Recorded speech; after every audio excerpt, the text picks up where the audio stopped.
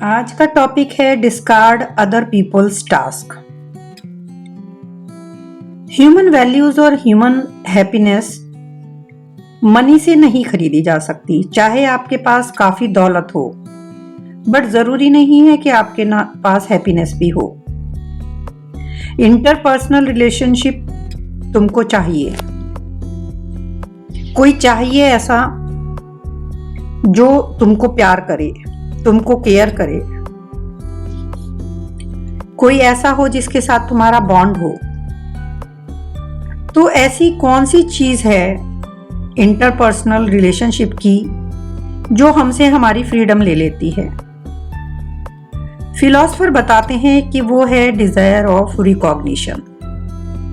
एडलेरियन psychology denies the need to seek recognition from others.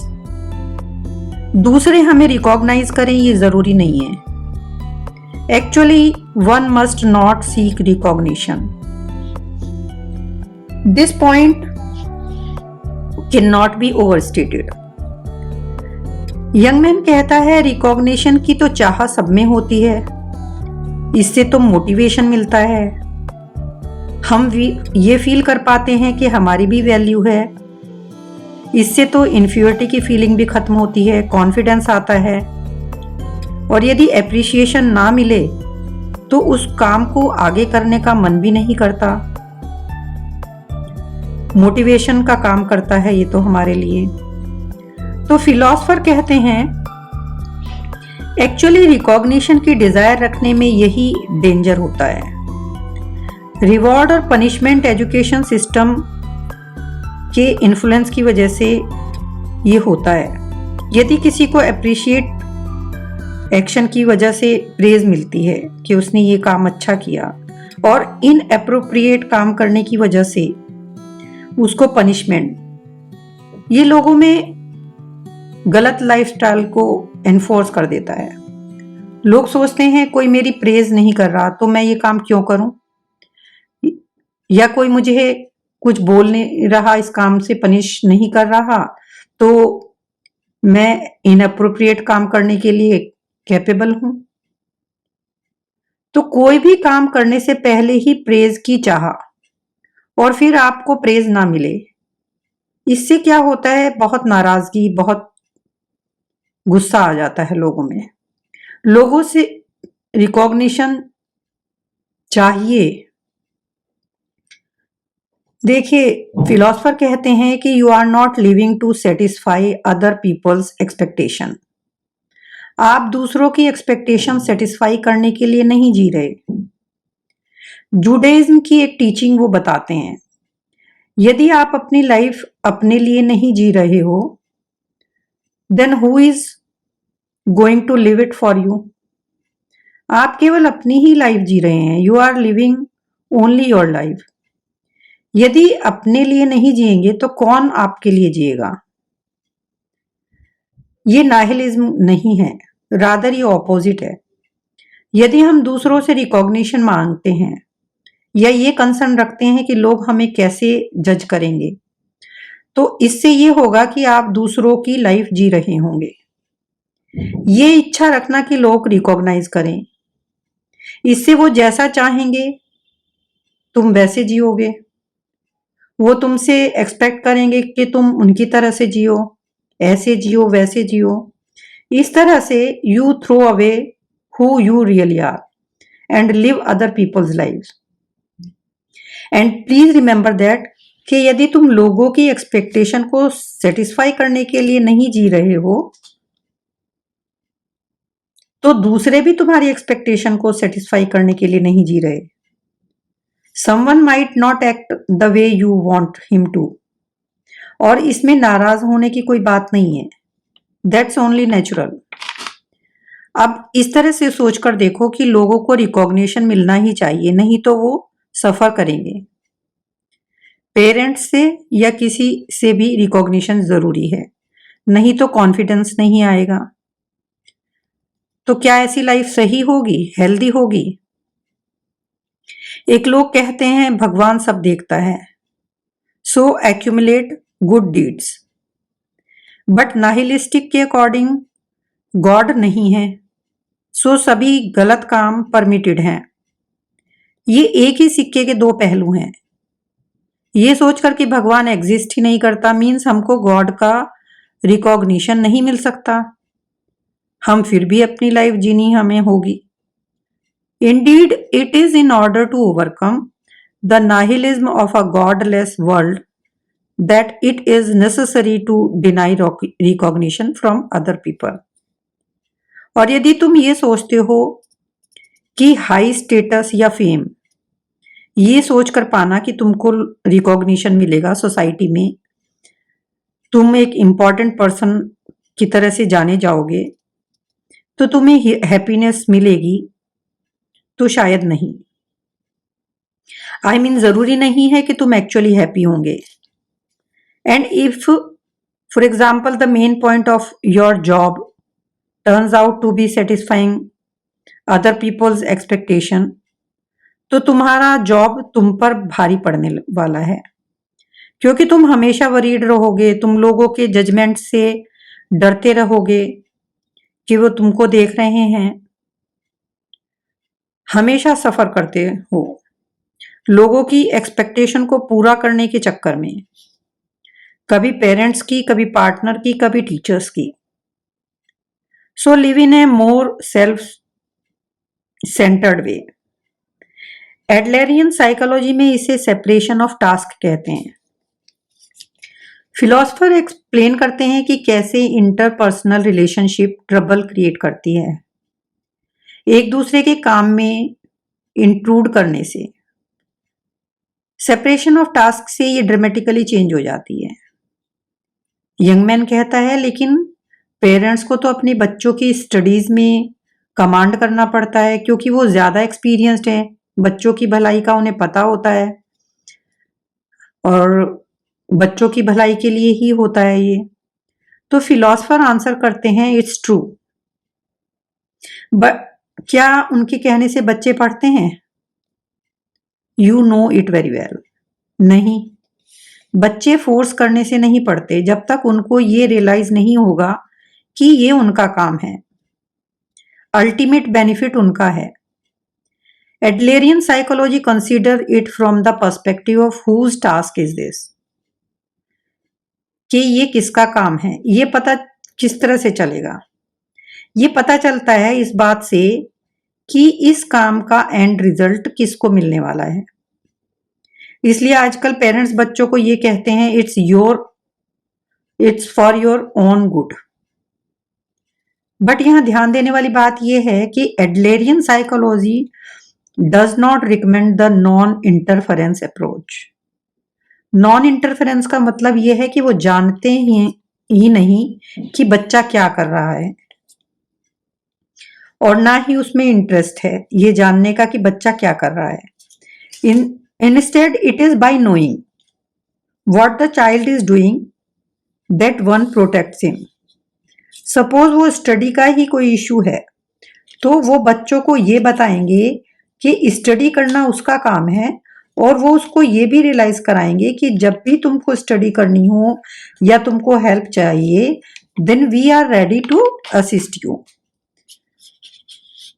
सो किसी को भी किसी के निजी मामलों में हस्तक्षेप नहीं करना चाहिए, इंटरफेरेंस नहीं करना चाहिए।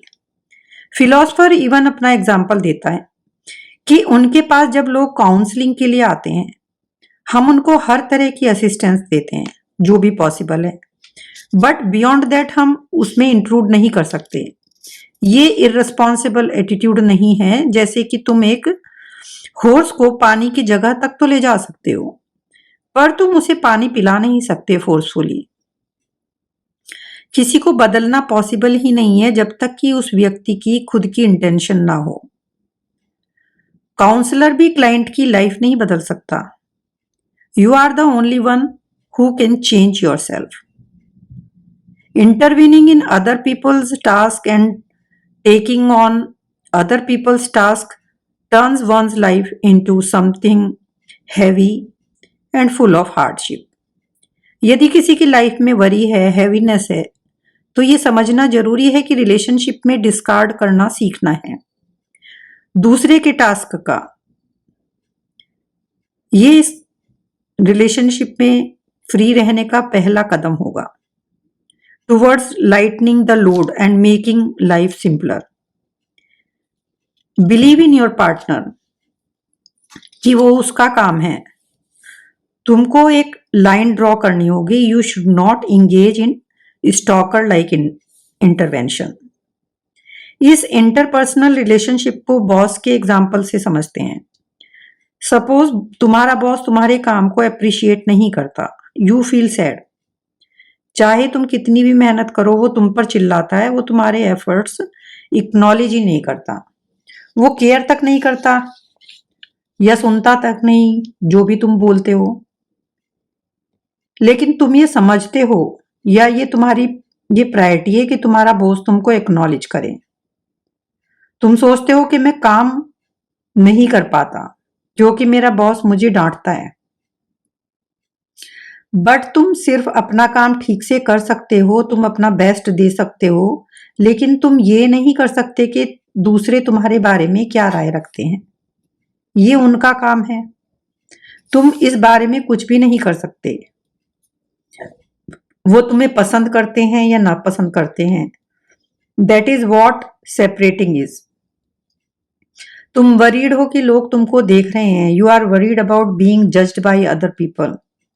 इसलिए तुम कॉन्स्टेंटली क्रेविंग करना चाहते हो लोग तुमको रिकॉग्नाइज करें। तुमको ये याद रखना चाहिए कि तुम खुद को कैसे देखते हो, ये इंपॉर्टेंट है। दूसरे लोग तुमको कैसे देखते हैं ये उनका काम है, इस पर तुम्हारा कंट्रोल नहीं है। सो खुद से झूठ बोले बिना, आई मीन सेल्फ लाई के बिना तुमको अपने काम करने चाहिए। किसी से भी रिकॉग्निशन की जरूरत नहीं है, किसी के सामने झुकने की जरूरत भी नहीं है। ना किसी के काम में दखल दो और ना किसी को अपने काम में करने दो, आई मीन फ्रीडम। अब यंग मैन को सेपरेशन ऑफ टास्क तो समझ में आ गया कि लोग हमारे बारे में क्या सोचते हैं या हमारे बारे में क्या जजमेंट लेते हैं, ये उनका काम है। हम इस बारे में कुछ नहीं कर सकते। हमको खुद से झूठ बोले बिना अपना काम ठीक से करना आना चाहिए। कभी कभी एक्चुअल में हम क्या करते हैं, हम करना तो कुछ और चाहते हैं और कर कुछ और रहे होते हैं, मीन्स हम खुद से झूठ बोल रहे होते हैं। लेकिन कोई हमारे काम में दखल ना दे तो वो फिलोसफर से कहते हैं कि इस तरह से तो वो हमसे दूर हो जाएंगे और उनको यदि हमारे बारे में कोई चिंता भी रहेगी तो भी वो पूछ नहीं सकते कि हम क्या कर रहे हैं, कैसे कर रहे हैं। ये तो हमारे रिलेशन में दूसरे की गुडविल को कुचलना है। तो फिलोसफर उसको एक कहानी सुनाते हैं अलेक्जेंडर द ग्रेट की।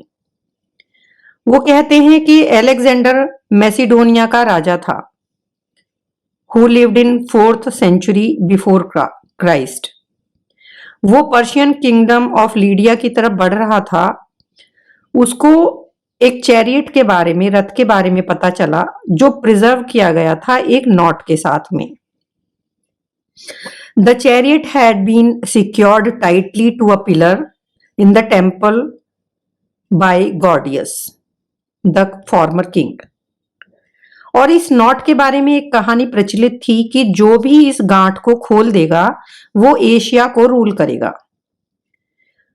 बट इतने सारे राजा ट्राई करने के लिए आए लेकिन कोई उसको खोल नहीं सका। बट अलेक्जेंडर ने अपनी तलवार निकाली और उसको एक झटके से काट दिया। So the moral of the story ये है कि the best answer to a complex problem is the simplest one. So the bonds in our interpersonal relationships are not to be unraveled by unconventional methods, but must be severed by some completely new approach. जैसे जब हम book पढ़ते हैं तो यदि हम उसको अपने बहुत ज्यादा नजदीक रख लेते हैं तो हम कुछ भी नहीं देख पाते। सो एक गुड इंटरपर्सनल रिलेशनशिप के लिए एक सर्टेन डिस्टेंस बनाना जरूरी है। जब डिस्टेंस बहुत कम होगी तो लोग उसमें अटक जाएंगे। People become stuck together, even एक दूसरे के साथ बात करना भी इम्पॉसिबल हो जाएगा। लेकिन यदि ज्यादा डिस्टेंस होगी तो भी रिलेशन में सपोर्ट नहीं मिल पाएगा। जैसे कि पेरेंट्स अपने बच्चों को बहुत ज्यादा स्कोल्ड करते हैं, बहुत ज्यादा डांटते हैं, तो वो इतने मेंटली दूर हो जाते हैं कि बच्चा पेरेंट्स से कंसल्ट तक नहीं करता, कोई बात भी नहीं कर पाता, और पेरेंट्स भी उनको प्रॉपर असिस्टेंस नहीं दे पाते। हमारा रिलेशन का जो बैलेंस है वो इस तरह से होना चाहिए कि जब हमको जरूरत पड़े तो वो हमारे साथ हो, हमारे सपोर्ट के लिए हो, बट दूसरे पर्सन की टेरिटरी में एनक्रोच करना भी गलत है। It is important to maintain this kind of moderate distance. कोई आपके लिए कुछ करता है तो बदले में आपको उसके लिए कुछ करना ही है, चाहे वो चाहता भी ना हो। rather than responding to the goodwill, it is just being tied to reward। चाहे दूसरा पर्सन कुछ भी अपील करे, तुमको तो डिसाइड तुमने कर लिया है कि तुमको क्या करना है, क्योंकि ये रिवॉर्ड को इंटरपर्सनल रिलेशनशिप का तुमने बेस बनाया। तो इससे ये फीलिंग आती है कि मैंने तुमको इतना दिया, सो तुमको भी मुझे वापस में इतना ही देना चाहिए। ये रिलेशनशिप सही से वर्क नहीं करेगी। सेपरेशन ऑफ टास्क इससे अलग है। We must not seek reward and we must not be tied to it. फिर भी सिचुएशन जरूर ऐसी होती है जहां आप दूसरे के काम में इंटरवीन कर सकते हैं without doing any separation of task. For example, बच्चा बहुत कोशिश कर रहा है अपने लेसेस बांधने की, सो एक बिजी मदर के लिए उसके लेसेस बांधना इजी है, रादर ये वेट करना कि बच्चा उस काम को खुद करे। लेकिन फिर भी वो यदि ये काम बार बार करेगी तो बच्चे को वो टास्क करना आएगा ही नहीं, वो काम वो बार बार नहीं कर सकती, क्योंकि इस तरह से इंटरवीन करके बच्चा कभी भी लेसेस बांधना सीख ही नहीं पाएगा, और इस तरह से वो अपने जो लाइफ के टास्क हैं उनको करने का करेज खो देगा। एडलर कहते हैं जो बच्चा लाइफ के चैलेंजेस को कन्फ्रंट करना नहीं सीखते वो उन चैलेंजेस को अवॉइड करने लगते हैं। अब यंग मैन कहता है कि ये तो कंप्लीटली रिस्पॉन्सिबिलिटी से फ्री होना हुआ, कि जो चाहे वो करो टाइप। पेरेंट्स बच्चों के फ्यूचर को सेफ और सिक्योर करना चाहते हैं, वो ऐसा इररिस्पॉन्सिबल काम कर ही नहीं सकते। फिलोसफर कहते हैं कि तुम्हारी तरह की सोच उस गॉर्डियन नॉट को खोलने में लोगों की भी थी, बट एडलेरियन साइकोलॉजी में there are aspects that are antithetical to normal social thinking. It denies etiology, denies traumas and adopt teleology. ये इजी लग सकता है कि दूसरे के हिसाब से अपनी लाइफ जिए। फॉर एग्जाम्पल, जो रास्ता पेरेंट्स ने बताया उस पर चलना आसान है, हालांकि शायद वो उनको बच्चों को पसंद भी नहीं। परेशानियां उसमें भी आएंगी जो पेरेंट्स बताएंगे, लेकिन जब तक आप उस रास्ते पर चलते रहोगे वो नहीं भटकेंगे, राइट? बट यदि कोई अपना पाथ खुद डिसाइड करता है, it's only natural that you will get lost at times. तुम्हें लग सकता है कि तुम्हें किस तरह से जीना चाहिए। You have a very difficult situation और problem to deal with. Young man कहता है यही तो वजह है कि हम दूसरों से रिकॉग्निशन चाहते हैं। जैसे कि पहले जमाने में लोग सोचते थे भगवान सब देख रहा है, तो उसमें सेल्फ डिसिप्लिन रहता था, बट अब ये सीन नहीं है। अब ये एरा खत्म हो चुका है। हम खुद को डिसिप्लिन्ड रखने के लिए सहारा चाहते हैं कि लोग सब कुछ देख रहे हैं, to live a honest life. इसीलिए हमें लोगों का रिकॉग्निशन चाहिए। Other people's I are my guide. Philosopher पूछते हैं क्या तुमको लोगों का रिकॉग्निशन चाहिए या तुमको फ्रीडम चाहिए विदाउट रिकॉग्निशन। थिंक। तुम इस तरह की लाइफ जीना चाहते हो कि लोग तुम्हारा मूल्यांकन करें। तुम वरीड हो कि तुमको लोग कैसे देखते हैं। तुम चाहते हो कि कोई भी तुमको डिसलाइक ना करे। तुम में डिजायर ऑफ रिकॉग्निशन है, ये तुमको अनफ्री करती है जीवन जीने से। तुम फ्री नहीं हो अपनी लाइफ के लिए। यंग मैन कहता है बट डिसलाइक होना भी तो कोई पसंद नहीं करता। फिलोसफर कहते हैं एग्जैक्टली इट इज ट्रू। किसी पर्सन की इच्छा नहीं होती कि लोग उसे डिसलाइक करें, but look at it this way, सब तुमको पसंद करें इसके लिए तुमको हमेशा उनके अकॉर्डिंग एक्ट करना होगा। सिर्फ यही ध्यान में रखना होगा कि सबको प्लीज कर सको, खुश कर सको या उनकी एक्सपेक्टेशन पर खरे उतर सको। लेकिन उसके बाद भी कुछ लोग तो ऐसे होंगे जो तुमको डिसलाइक करेंगे। ऑफ कोर्स ये एक इम्पल्सिव डिजायर है, बट ये इस तरह से है जैसे कोई स्टोन पहाड़ की चोटी से नीचे की तरफ गिर रहा है। उसे जो चाहे जहां ले जा सकता है। वो अपनी इम्पल्स है जो चाहती है सब उसे पसंद करें। वो इस इम्पल्स का स्लेव बन जाता है।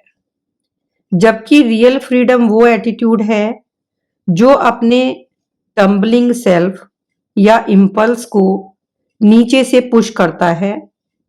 We can stop our tumbling selves and climb uphill.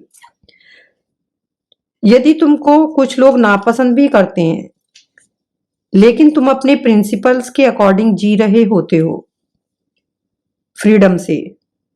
ये नहीं है कि तुम गलत कामों में खुद को इंगेज करना है तुमको। इसको मिस इंटरप्रेट या मिसअंडरस्टैंड मत करो। The courage to be happy also include a courage to be dislike. यदि ये करेज किसी में है तो इंटरपर्सनल रिलेशनशिप्स लाइट हो जाएंगी।